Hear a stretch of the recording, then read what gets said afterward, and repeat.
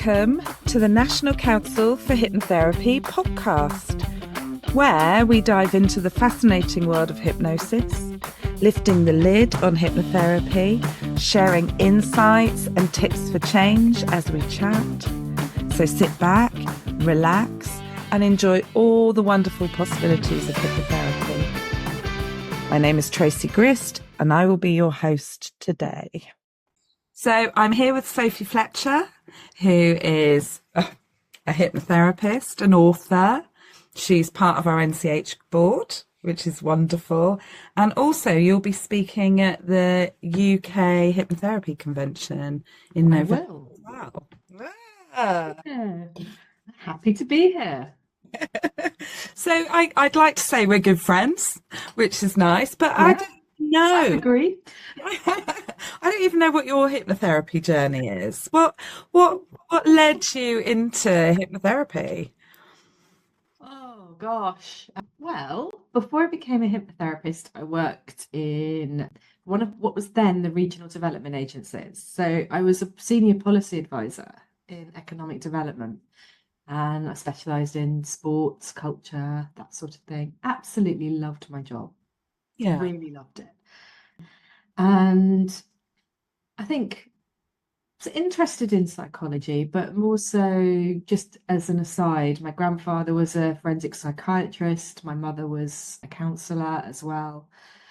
And so, yeah, I had a lot of that in my life, I guess.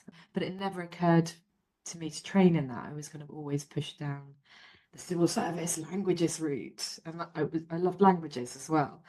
So yeah, I was doing that. And I got into it accidentally, like a lot of other people who are hypnotherapists. And my story was I was pregnant with my second child, and I'd had a pretty awful experience for my first birth.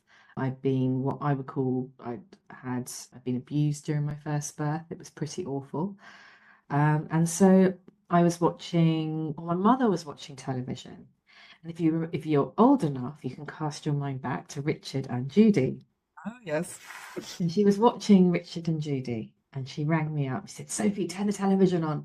They're talking about pain-free birth." And I was like, "Oh, I'll take anything." I was, and obviously my thinking's a lot more progressed than that, but that was my end point. I would just do anything to have a good birth this time. And of course, there weren't many people around doing hypnobirthing then, so I read a book.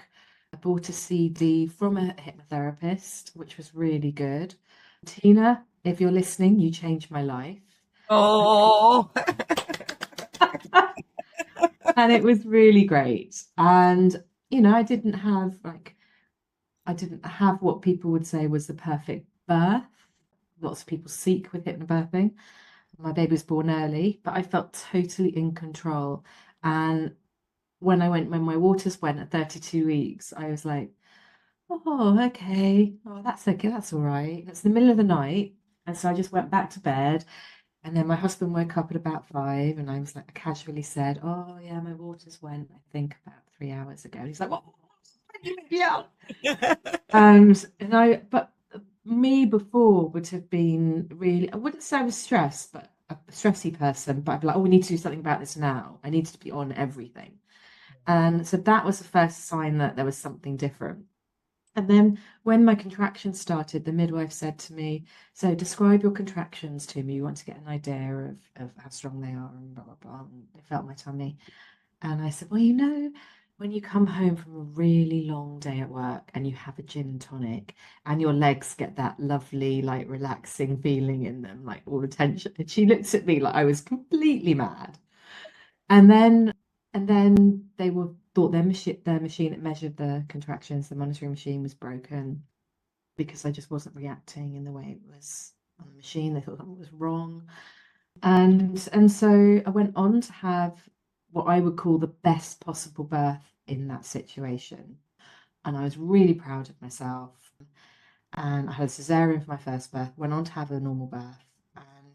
But the thing that really got me into doing this wasn't all of that. It was when I was so broken after my first birth, and it was actually in the corridor of the hospital afterwards, just a few hours after I'd had my second. And my 17-month-old, because they were really close together, it was not well thought through. My 17-month-old was just running towards me. And I remember picking them up and spinning them around and feeling 100%.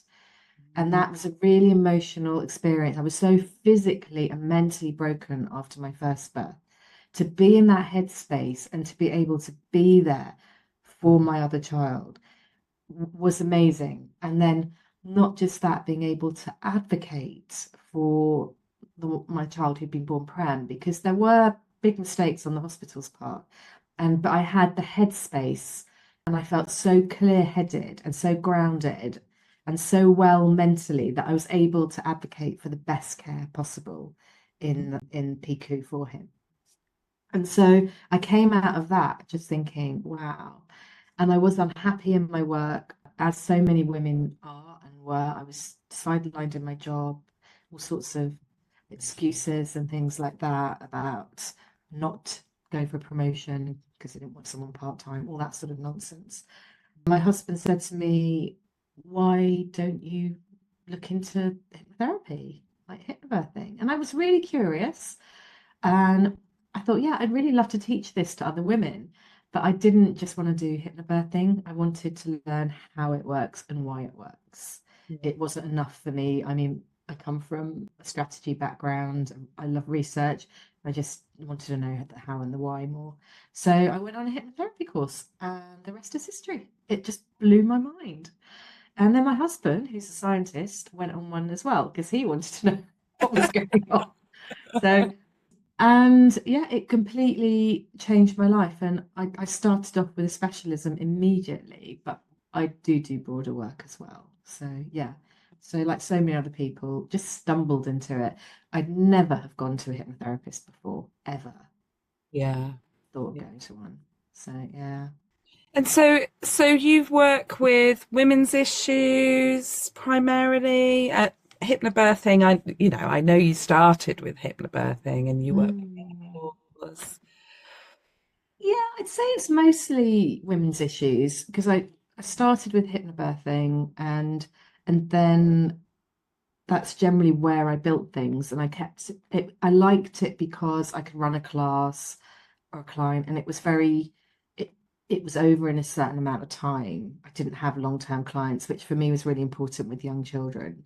Sometimes it was really difficult for me, and I'd have to have stages where I'd slow down and stop for a bit just because of what was going on with the kids and their life. So I suppose it suited my life very early on, but then I'd get other things coming through because of the people I'd worked with through pregnancy. So I'd start seeing people for all sorts of different things.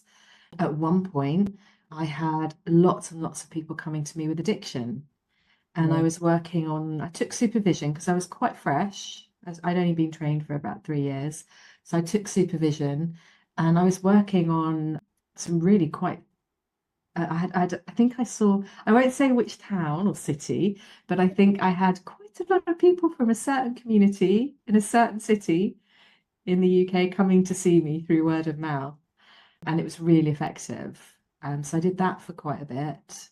And then, yeah, I've worked with some really amazing cases over the years. And I just think you never know what's going to walk through your door.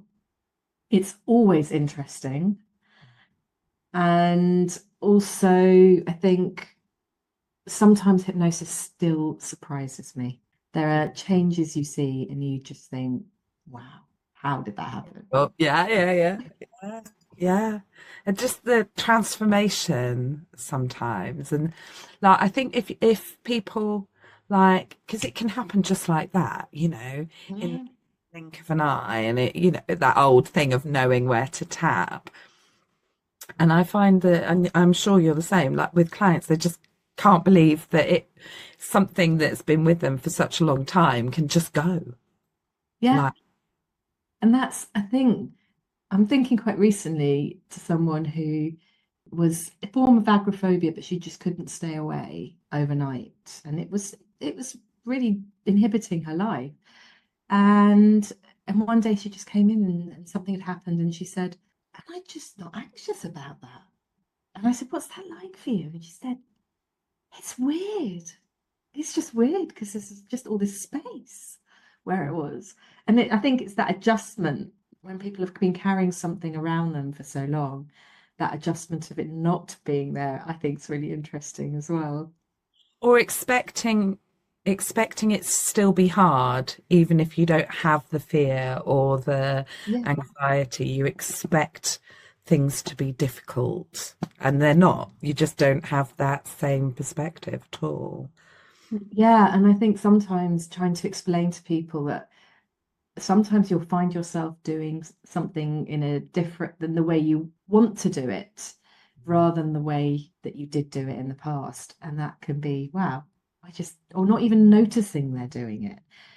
I had someone once come in who wanted to give up chocolate, and it's not something I usually do.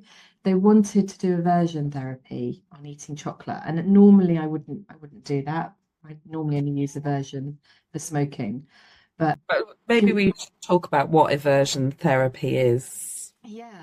So it's basically, when Paul McKenna did it on daytime TV a lot, where he gets someone to imagine a chocolate bar and he said, "What's the thing that most disgusts you?" And someone might say Barber's hair all over the floor, and he said, "Right, I want you to imagine that chocolate bar just covered in Barber's hair, and if you get it close to your mouth, you can feel that Barber's hair prickling your lips and all those." And then he just so you every time you eat chocolate, you associate it with being absolutely vile and covered in Barber's hair. So that's one he used to use. But typically I'll use it with cigarettes because you're not going to have a cigarette again if you stop smoking. And aversion therapy, I think, it works if you're if you're trying to change a behavior that can be triggered again, like chocolate. There's no point for me in my experience of doing aversion. I think it will last for a little bit, but the minute you eat chocolate again, it could trigger that old response. So I don't generally do it. And she was insistent. She just really wanted to do it for that. And I went, okay, then, if that's what you want to do, that's what we'll do. And I remember the first week she came back after us doing the work, and she looked at me and she said, hasn't worked at all. And I said, okay, well, sit down and let's talk about it. Talk me through the week. And she said, well, I went to the supermarket and I went straight to the chocolate aisle. And then she looked at me and she said, oh, and I didn't buy anything. And then we went through a whole week and she suddenly realized it's like her awareness caught up, and she hadn't eaten any chocolate that week, but she thought she had. And Yeah. that's one of the most extreme examples I can think of. But So, it's weird because I had the same with when I first started doing, because, I carry weight and I was a bit worried when I started working in the world of weight loss. And my first couple of clients came back and said, it hasn't worked, and I was really scared. Why hasn't it worked? And one of the women was eating like a whole packet of biscuits, followed by another whole packet of blah, blah, blah. And she said, well, it hasn't worked because I haven't wanted biscuits, so I haven't been able to test it. Do you know? And it's that thing where, okay, and there's that expectation that it should be hard. Like, yes. expect that parts of battle going, I want biscuit, I don't want biscuit, I want a biscuit. And because the absence of that, people are just getting on with their lives. It doesn't rise into the consciousness, does it? Yeah, and I've got I know people that say things like, well, I didn't really notice any change, but then my friends asked me what I'd been doing because my Yeah. relationship around food and when we were eating out is completely different. And it's like when people, you'll get this. I think every hypnotherapist will recognize this, is when clients come in and say, oh, I'm feeling so much better. It must be because the sun's shining. Or, Yeah. and I think as a hypnotherapist, sometimes you have to leave your ego outside the door because your clients will not recognize that what you're doing is making a difference because they're not aware of it consciously. So yeah, so that's And why I love it, because it's good fun. I love all of it. and it's just I think there's an expectation, isn't there, of pain in therapy, that we're supposed to come away from therapy like feeling in pain, not feeling great and alive and happy and Mm, enjoying the session.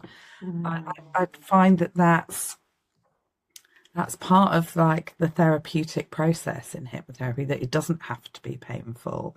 It can be joyous. Uh, Yeah, just yeah.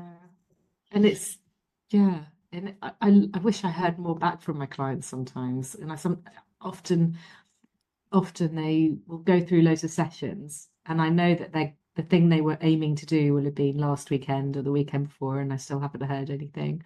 And then a few years later, they'll contact me and said, "Oh, you know that thing you did 3 years ago? yeah, That's yeah. brilliant. Now I'm doing this, and it's next week." Top up, please. Yeah. Yeah.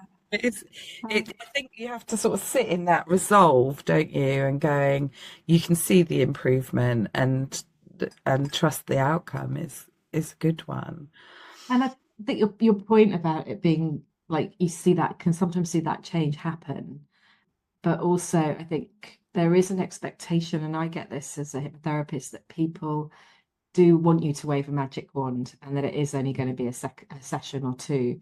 So I always approach it with, well, let's commit to 3 sessions. If you don't think it's working, if you're not enjoying it, then we'll revisit it at that point. But maybe think that you, at the most, you might want to be here for 6 sessions. So or even longer. So I think you're having a realistic discussion about how long it might take, and it can happen very quickly. It can happen in a session, and it's a really. I think there's a.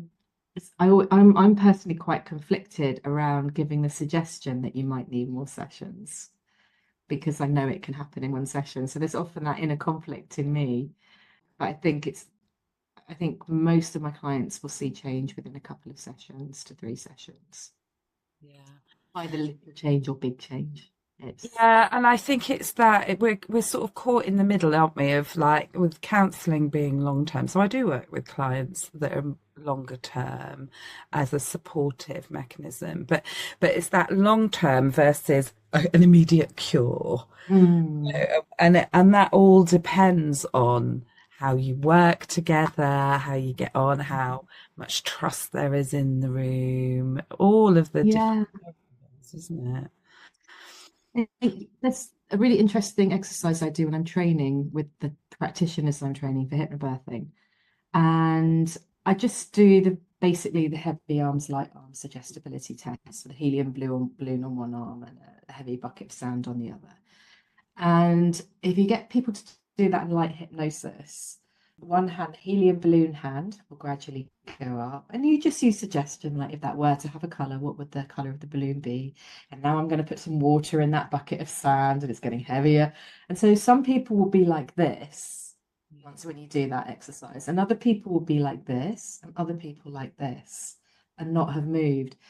And I always kind of say to people when I'm training, because with hypnobirthing, you get people coming in who've never done hypnosis before. They're there because they've heard that it can help with contractions. And like I was, you're pretty desperate sometimes for something to change. And so they're not there because they're engaged in the hypnosis. It's the fear that's driving that. And so I always say, well, a type of person who is a bit more thoughtful, likes to know how things work, know how it feels, wants to feel in control of the process, they will do that one day. It might not be today, but they will do it one day, but they want to take it in smaller steps. And then the person who has done that is just probably more open to suggestion. They're probably a more impulsive person that to jump in and do things straight away. And they'll both reach those goals, but they'll reach it in a different way, maybe in a different time scale. And I kind of explain it that way when I'm teaching. And it's difficult, isn't it, when a client says, how long will this take? And well, it's up to you. Mm, It's up to you. yeah, Uh, yeah. Some people like it to take longer because they like the sessions and they like to come back and they enjoy the experience of being in hypnosis. And, I often give this, suggestion and take it at your own pace and, the time that's right for you. And that is yeah, different for everybody. yeah, I yeah. once read an article in the Times about stopping smoking. And it was a journalist who'd been to see a hypnotherapist about stopping smoking. And the article was, yeah, basically the session didn't work, but he gave up on his own 2 weeks later.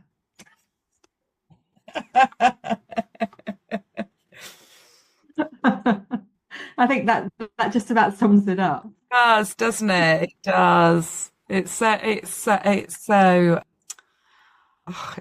difficult in that way, isn't it? Because we're not used to the subconscious shifting. We're used to being in that conscious part, and things take the time that they take. Just hard, I think, to notice the change. So, working with birth, we do a lot of work around conditioning and work using anchors or cue associations. So for those of you listening who aren't hypnotherapists, I always work with what I call, when I'm training, I say they're positive. Everything around us has a positive, a neutral, or a negative charge. So you may look at an oak tree and feel, oh, that's so lovely. Whereas somebody else might look at it and think, oh my God, I hate oak trees. Or somebody else will look at it and it won't really matter either way. And absolutely everything we can see, feel, hear, taste has a charge. And what we're doing with hypnobirthing is we're using those things around us to condition a response that relaxes people in a hospital environment. So when they see a certain image or they smell a certain smell, all the muscles in their body relax. And that's really helpful because that can help assist contractions. It keeps the right hormones moving. It keeps people in their soothing system. Really important for birth. And really, if they've been practicing them on a regular basis, they won't notice if they smell the smell or they use the verbal trigger 3, 2, 1, relax, relax, relax. They won't consciously notice their muscles relaxing. Yeah. And I say to them, you just don't even try. Try and search for it in your body. You just got to trust the process. It works. And I use sports as an example. So if someone's playing a sport they've trained for all their life, their muscles know exactly what to do. But if they're getting angry and tense because they're not playing well, those muscles can't do their job properly. So if you say then 5, 4, 3, 2, 1, or 3, 2, 1, relax, just use a trigger word that they associate with feeling relaxed. They will play the shot or kick the ball or whatever, and they'll hit it better or they'll play it better, but they won't notice that those muscles have relaxed. And the only indication for that happening is the fact that they have hit a smoother serve or a smoother golf shot, or they've hit the ball better if they're playing football. So I think it's not, you've got to stop trying to look for the change and just let it happen. Yeah, giving it the space, isn't it? Yeah. So you've also written books. Conveniently located. Position. That's one of them. Yeah. I have my babies here. Yeah, I have. Yeah. I've got even Look one in at Turkish. it. In Turkish as Oh, well. Anyone who speaks Turkish. So I've got 3 actually. Yeah, all on women's health. And I was very lucky. I had a publisher. I was blogging a lot. I was writing a lot because I love writing. And a publisher came to me, and I had my first book was published in 2014. brilliant. Brilliant. Yeah.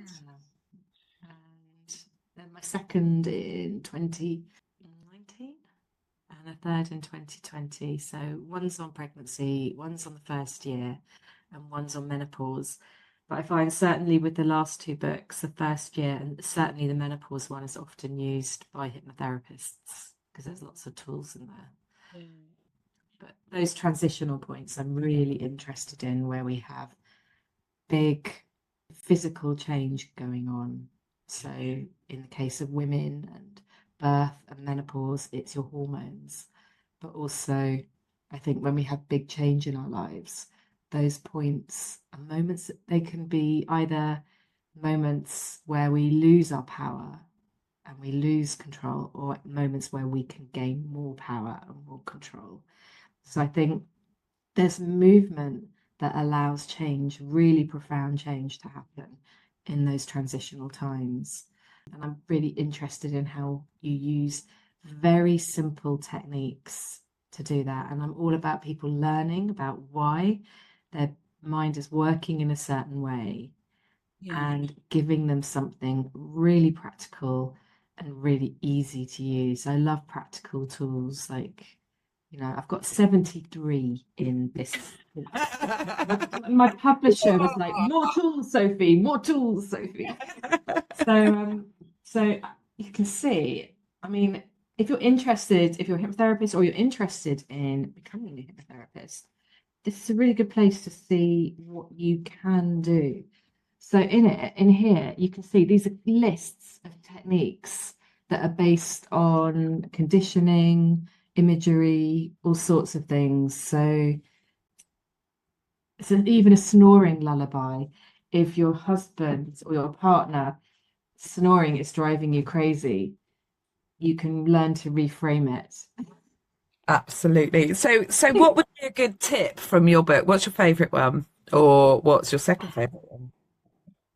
I love the ones for the new parents, the new mothers. I think everyone talks about hypnobirthing, but I don't think people really understand how much you can do with association and conditioning in those early years because there's not much space to think about things and learn new things. So the book is all about making it as easy as possible.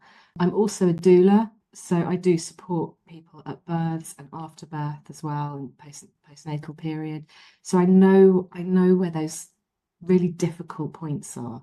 So the tools and techniques in that book are aimed at those points. So forgiveness around the birth. But some people will really prepare for the birth, but it won't go as planned, and they'll think they failed in some way. So there's some exercises around forgiveness in there. There's one called karma crying, because I think there's a lot wrapped up in crying, and I've worked people one-to-one on this. And I think it's often my generation was the crying out generation. We were left to cry and we weren't picked up when we were crying. And I think that comes out in how you parent. You can feel that when your baby's crying because it's like you're growing up again. You connect with that. So I think there's some exercises around that. I've got one called the invisible umbilical, which I love. So if you're separated from your baby for any reason, you can use your breath to imagine breathing. And the invisible umbilical can stretch for a very, very long way. So you can imagine that, use that as an imagery tool. I quite like that. There's loads of things in there, loads in there. But that's the sort of simplicity that I like in my work. I'm always looking for that in my clients when they come in. If that's in your body, if that were a color or a shape or an image, what would it be? And then working with it in that way and really listening to what they're saying, quite literally to what they're saying, and then working that into a tool. Well, and it's such a shift, isn't it? Like, I think was it Winnicott that said, you can't have a baby living in isolation. It's a baby because they can't function independently. And I think we don't know what a huge responsibility it is bringing in a life. And I don't think we're prepared for it. And the women who come on my hypnobirthing, or I've seen online doing hypnobirthing, it's all about the birth. It's all about getting through the birth. And I know from my experience and from all the women I've worked with, that's just the beginning. Yeah. And actually, that gives you a good foothold. But there are things that you can do in those last weeks to prepare you for those first days and months, using hypnosis tools, imagery tools, reflective tools to really prepare you for that moment, and also to give yourself permission to sort of step off the gas. You don't have to be out there with your baby with the pushchair just because everyone else is the day after you've had your baby. It's not a competition. And so a lot of the work that I've done is to take that pressure off mothers, to get them to reflect a bit, to really observe what's happening in their body in response, not just the physical aspect of giving birth, but how the emotion and where the emotion sits in their body, which is why I mix it with mindfulness sometimes as well, because I think that works well in early motherhood. And that's the benefit of you having that holistic training with hypnosis, like coming into the specialism, knowing your stuff and knowing Mm. true applications of what hypnosis for these stages brings in. And it's the application. Actually, hypnobirthing is an area where, it's not regulated. I mean, I saw someone teaching, right, she was selling an online course and she hadn't even trained in hypnobirthing, let alone be a hypnotherapist. And I'm kind of on a bit of a mission to get people to think about it in that the tools that you create are based on how it's applied and your experience as a practitioner. I did have someone do one of my courses as a trainee. She trained with me, and I do something called 3, 2, 1, relax, relax, relax. Partly because I don't want mothers to be thinking about their breathing when they're going into labor, because it switches on that part of the brain that really should be resting during birth. So I condition a lengthening breath through a hypnotic trigger. So they hear 3, 2, 1 and relax, relax, relax. And it's an automatic lengthening breath, but it's also a conditioned hypnotic trigger for relaxation. So it's not just breathing, there are layers to it. And this particular trainee, she trained with me, went and did her own thing. After two days training, didn't do any of the mentoring support with me that I offer as part of the training. She created her own tool, which was 1, 2, 3, relax. And as a hypnotherapist, you know straight away it's completely different. And they're so similar though. People don't know that there's a difference. And because hypnosis is so subtle as well, sometimes I think, oh gosh, it's quite hard to explain these nuances and these differences, but I definitely see different results from the work that I do, and that's really satisfying. And I think it's that thing, isn't it? Like where specialists make things look easy, and as a specialist, things appear less complicated, but actually underneath, the swimming swan, there's a load of work that Mm, looks at, well, how do I simplify until we get to that point. yeah, yeah, and I totally agree with that. And someone recently online said, "Oh, hypnobirthing is so easy, any idiot could teach it." And I was thinking, well, any idiot could think they're teaching it. But I think one of the really interesting ways of separating this out, so whether you're a hypnotherapist or not, I think this is quite an interesting way to think about life in general and about how you decide to do certain things, even if you think you don't want to. And it's something in hypnotherapy we call secondary gain. Yeah. And with birth, I know this is, I'll draw a little picture of it, but I'll explain it as well. So, just like me, a lot of people will come to hypnobirthing because they want a pain-free birth. And because they'll hear that and like, who wouldn't, who wouldn't want that? You think it, no, that would be amazing. I could just put my baby out and I wouldn't even know. And you know what? I have books like this one called Psychosomatic Gynecology from the 50s when they were doing that with women. They have case studies of that.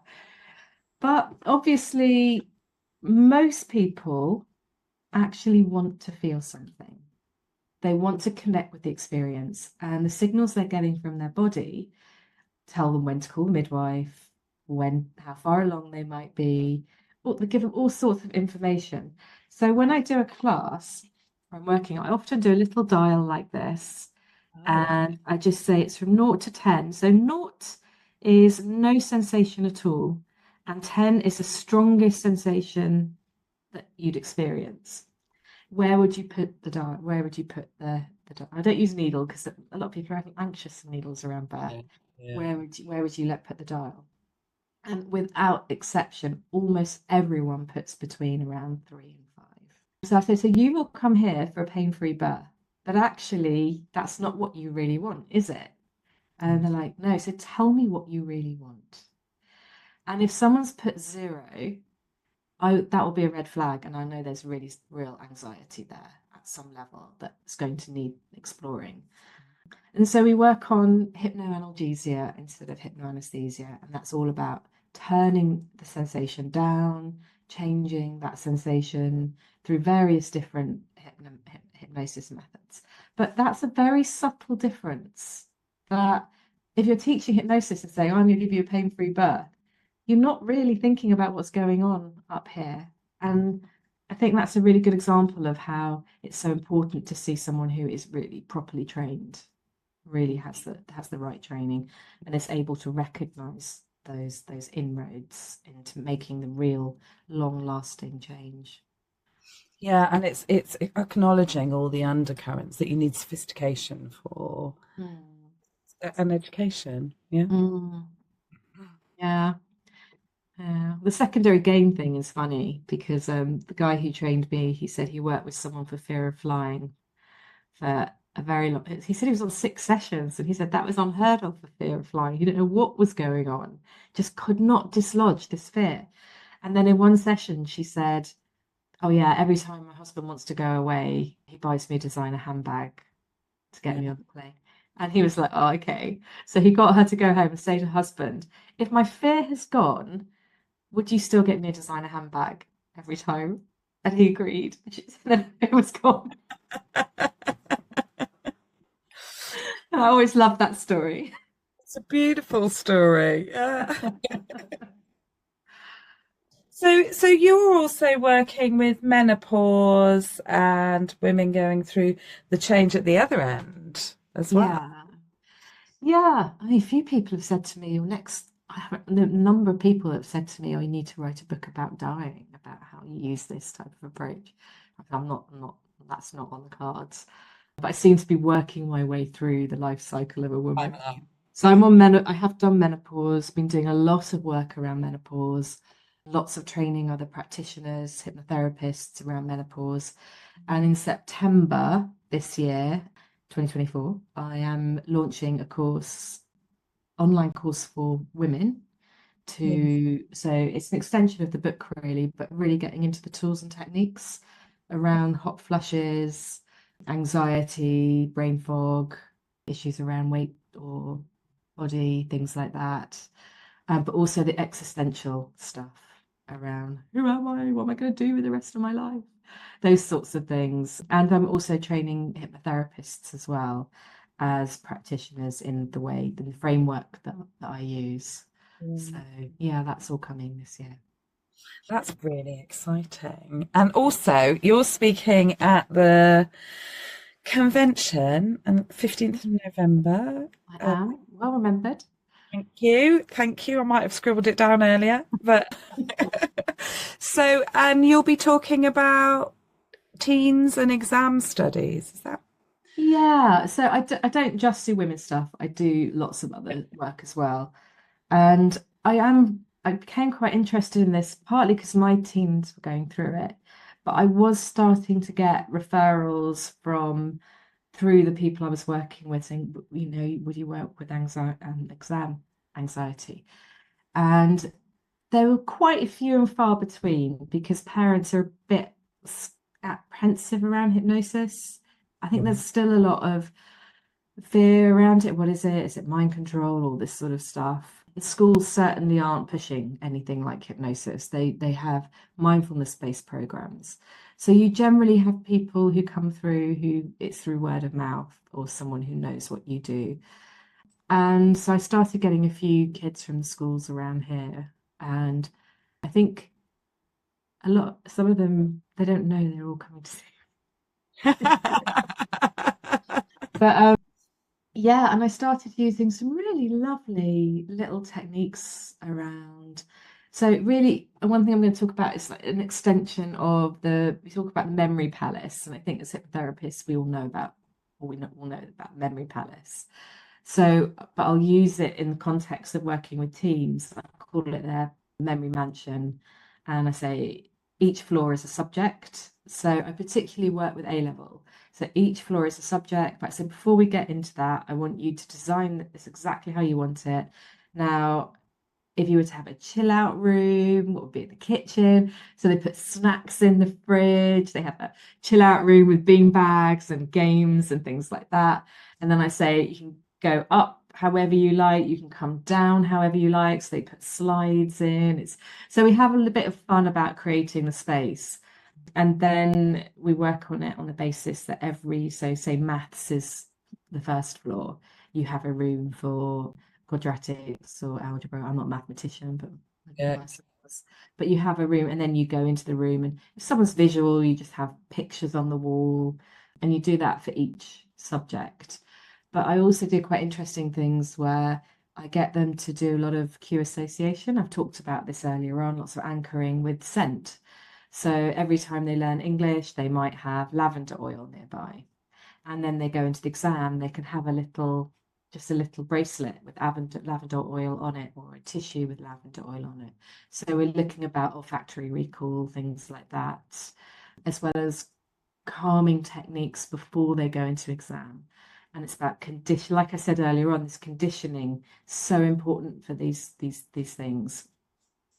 And so I just use the same 3, 2, 1, relax, relax, relax as a conditioning technique. We use other anchors, simple anchors, but also, there's a balance between, you don't want to be too calm when you're having an exam. Evidence shows there needs to be a balance. So we might use, I think it is, isn't it? Yeah, yeah, yeah. yeah.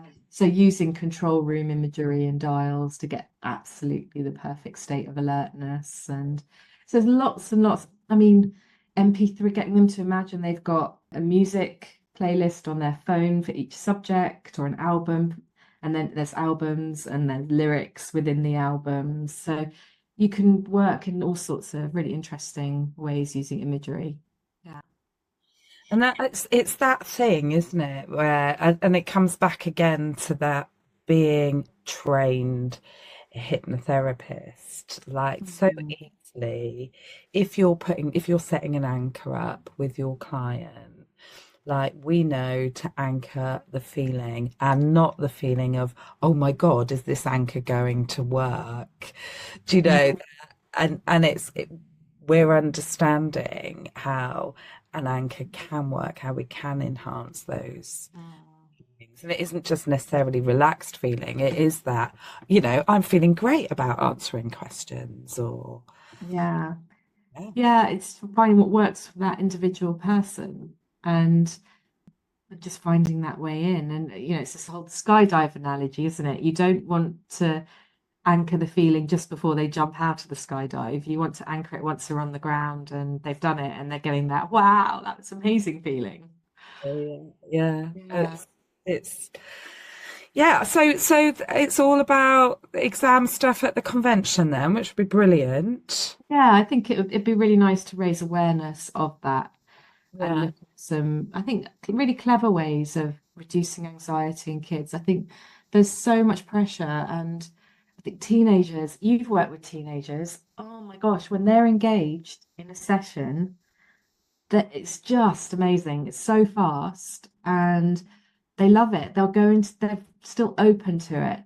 So they'll come back on second or third session and say, oh, I went into school and we did the anchor. And every time my friends did it, I burst out laughing and they thought it was really funny. So they like to play around with it as well. And I think if you can teach teenagers how powerful their minds are at that stage in their life and give them tools.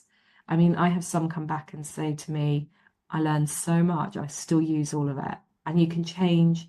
I think as a society, I'm all for preventative work with kids, especially around anxiety. And I think that we could do so much more with this, So I am quite passionate about that. And because it's the education and they're ready to learn, they're in the learning zone. And so Yeah. actually, without like the mystery of an anchor working, they need to know why, and then they can take that, and they can use it, and they can adapt their own. Like, brilliant. And teens do that. They're Yes, just and they like, do it super quickly. yeah, And I love it when you get a teen in who's doing psychology or philosophy or something like that, and they're doing an A level in that, and they're like, oh, yeah, I've been learning about that at school, and but you're just taking it in a different direction. And I said, don't put that in your answer, but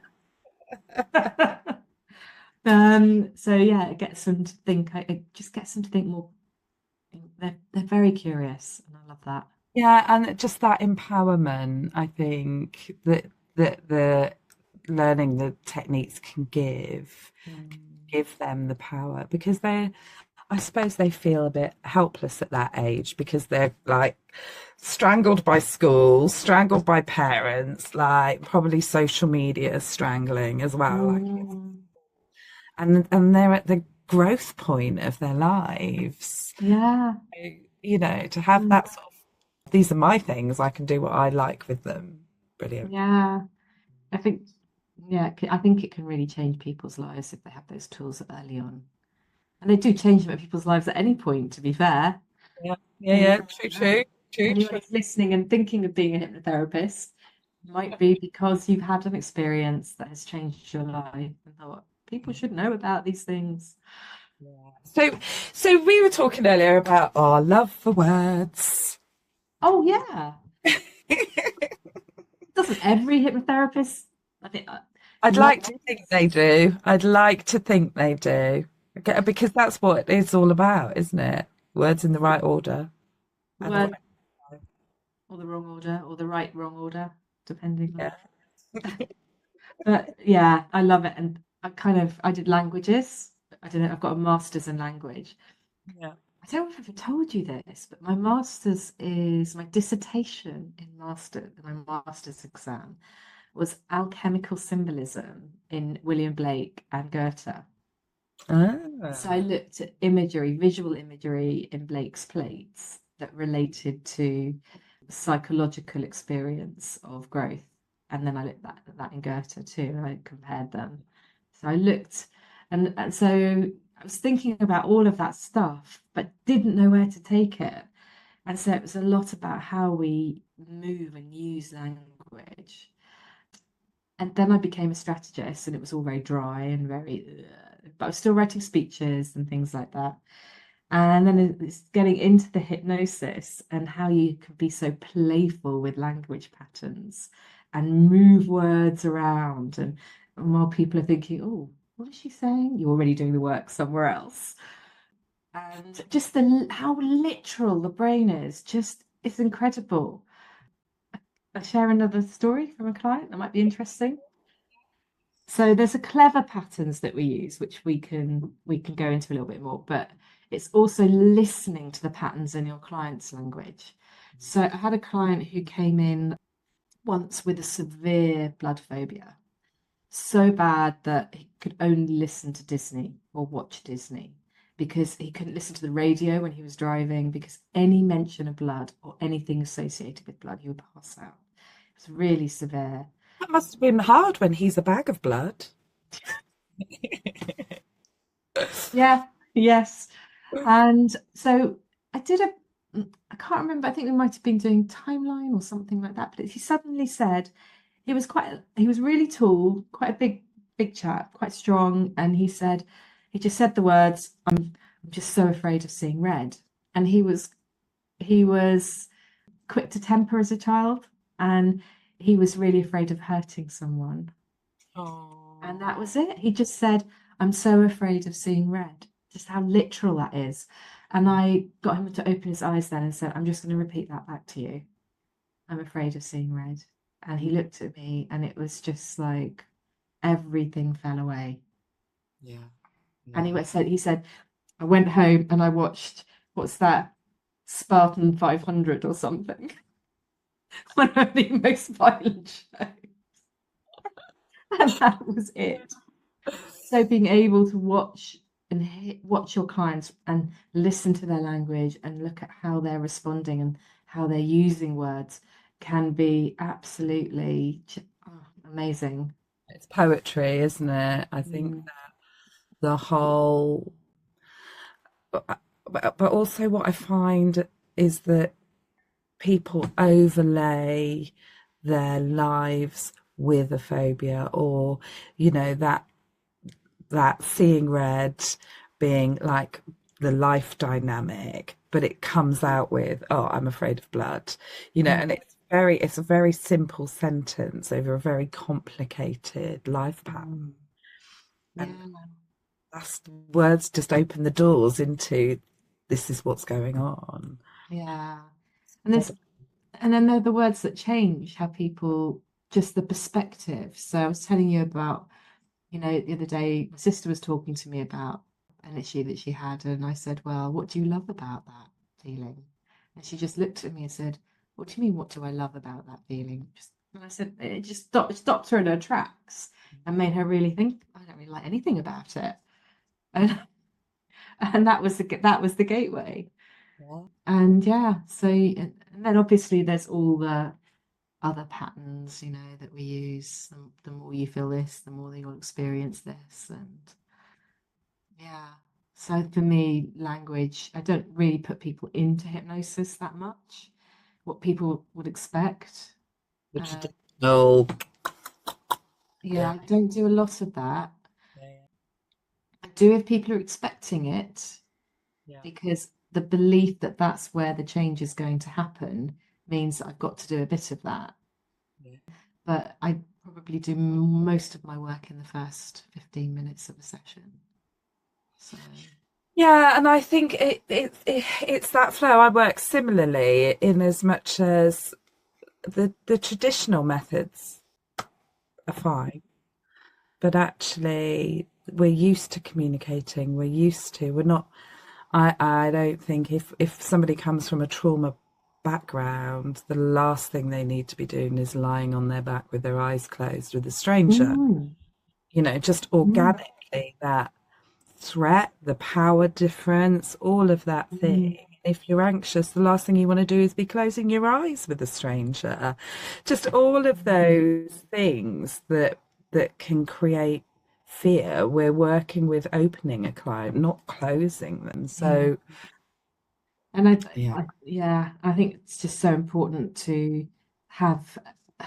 So when I trained, it was very what I would call lie back and do Traditional. everything. And it can take a little while to build confidence around using those patterns, which is why I think it's so important to find a trainer that can support you effectively in that. And I would probably change my training if I could go back.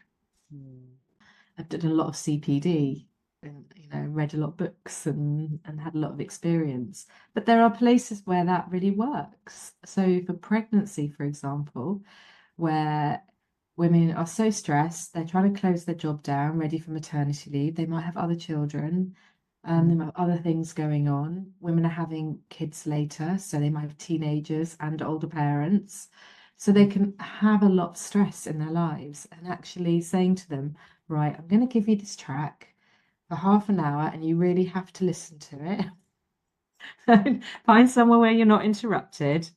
And even if it's before you go to sleep at night, just say to your family, I'm tired, I'm going to sleep half an hour early tonight, and go off. And because I think they need that time and they need that release mentally and physically during pregnancy, because it benefits the mother and the baby. So I think there are times that that type of approach really works. And like I said, if someone comes in expecting you to put them into hypnosis, and then you need to do that, really. Well, I think that's my approach. Balance. Yeah. Yeah. I was talking to a friend earlier today about the balance of, working within a belief system, and what, like, if I don't believe in God, but my client believes in God, actually, and believes in the power of prayer, like they're bringing that to the room, and we work around prayer rather than gratitudes, or like it's staying in the same language as the belief system. And I think, language and belief systems are very comorbid, for want of a better term. Yeah. And the faith thing is really interesting as well, because there have been studies done on pain and faith as well, pain management and faith. And one study had a group of atheists and a group of Roman Catholics looking at a picture of the Virgin Mary. And the Roman Catholic group saw significantly lower experiences of pain compared with the atheist group. And it was this controlled study done at Oxford University, but it's, the belief aspect is so powerful. Yeah. Why people do that. Yeah. I think we could go on for hours and hours. But it's been a joy talking to you as ever. And I suppose, and also, like, we'll put all your links in the bio, and people know how to get to see you. You work online and in person and train. So, and also your books. Dun, dun, dun. Yeah, my books. Very proud of my books.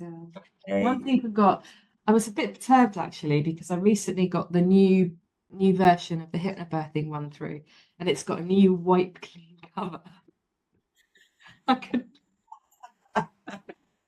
I'm not quite sure what the intention was behind that. Well, on that note. Oh, but thanks. It's always, it's lovely to chat. And thank you for the work that you do on the NCH board. It's brilliant having you on the board. Oh, and I love being a part of it all. Well, thanks very much, Sophie. Talk soon. Bye.